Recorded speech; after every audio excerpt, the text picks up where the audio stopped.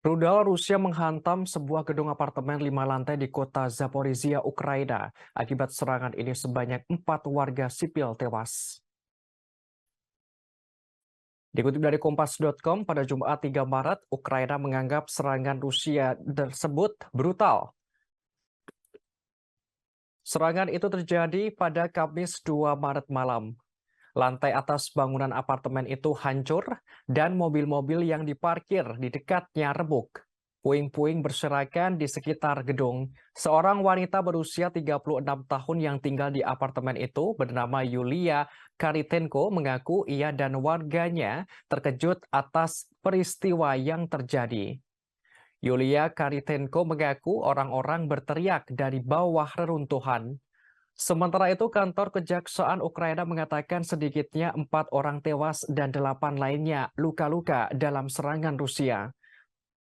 Tak hanya itu, 5 orang belum ditemukan. 7 orang selamat dan masih menjalani perawatan di rumah sakit.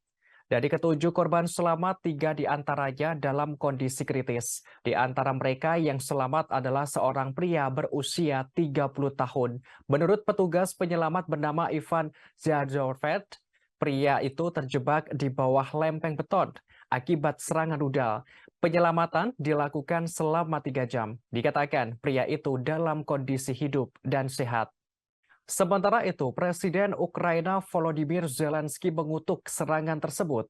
Ia mengulangi janjinya bahwa Ukraina akan tetap mengusir pasukan Rusia yang menginvasi negaranya.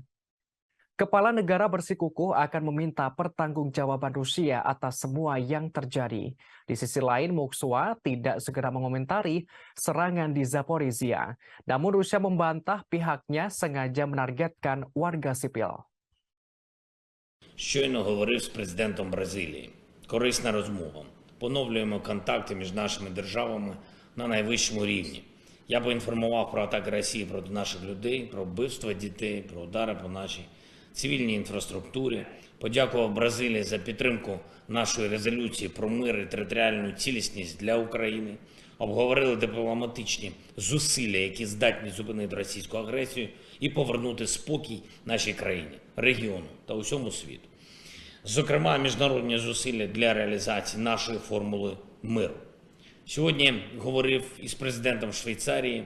Це перша наша розмова з новим президентом.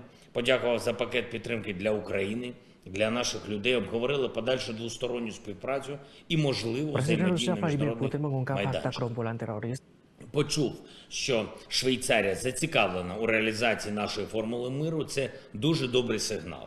Провів засідання ставки суто по фронтовій і безпековій ситуації. Загальну доповідь зробив головнокомандувач, була доповідь розвідки, детально з конкретних бойових напрямків від командувачів угруповань наших військ.